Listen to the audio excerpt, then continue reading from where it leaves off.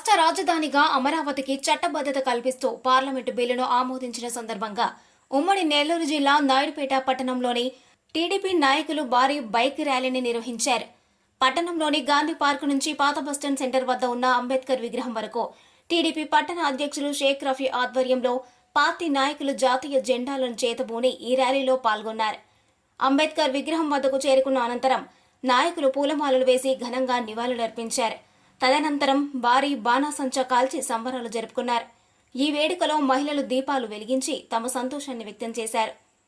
ఈ కార్యక్రమంలో AMC chairman ఉయ్యాల ప్రవీణ్, నాయకులు గూడూరు సుధీర్ రెడ్డి, కాపులూరు చక్రపాణి, బల్లి ముత్యాలయ్య, అమ్మవరపు సత్యం, సుజాతమ్మ వంటి ప్రముఖులు పాల్గొన్నారు.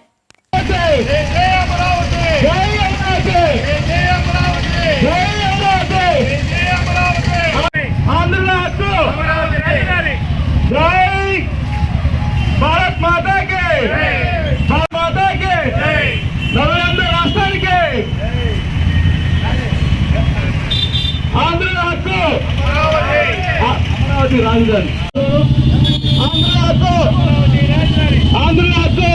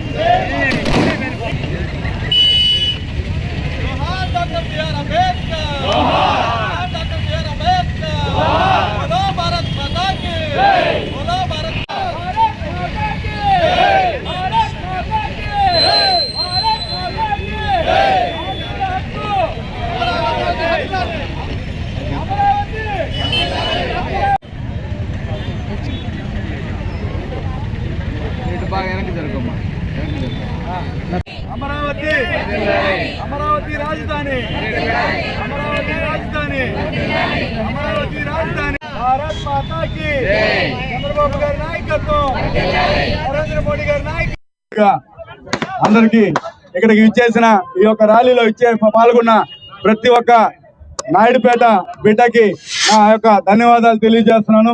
మరి ఈ రోజు చరిత్రలో నిలబడిపోయిన రోజు ఈ రోజు. ఎందుకంటే మనకి 2014లో రాష్ట్రం విడిపోయిన తర్వాత మనకి రాజధాని లేనప్పుడు మనకి మన ప్రీతమ ముఖ్యమంత్రి నారా చంద్రబాబు నాయుడు గారు ఆ రోజు ముఖ్యమంత్రి అయిన తర్వాత మనకి రాజధాని కోసం ఎంతో పాటుపడి మరి ఒక కమిషన్ వేసి మనకి అమరావతి రాజధానిగా నియమించడం జరిగింది. కానీ గత ప్రభుత్వంలో ఆ యొక్క అమరావతి రాజధానిని 3 ముక్కలాట మాదిగా చేయడంతో రాజధాని లేక మనం ఏ రాష్ట్రానికి వెళ్ళినా కూడా మీ రాజధాని ఏది ఈ విధంగా అవమానపడ్డారు మన ఆంధ్ర రాష్ట్ర బిడ్డలు. మరి ఈ రోజు మన ఆంధ్ర రాష్ట్ర ఆ రోజు ఏమైతే చంద్రబాబు నాయుడు గారు ప్రభుత్వంలో మనకి మన రాజధాని అమరావతి అని తీసుకుని వచ్చారో మరి అదే విధంగా ఈ రోజు మన కూటమి ప్రభుత్వం ఏర్పడిన తర్వాత చరిత్రలో లిఖించబడే విధంగా ఈ రోజు పార్లమెంట్ లో తీర్మానం చేసి ఈ రోజు మనకి అమరావతి రాజధానిగా శాశ్వత రాజధానిగా ఈ రోజు తీర్మానం చేయడం జరిగింది పార్లమెంట్ లో.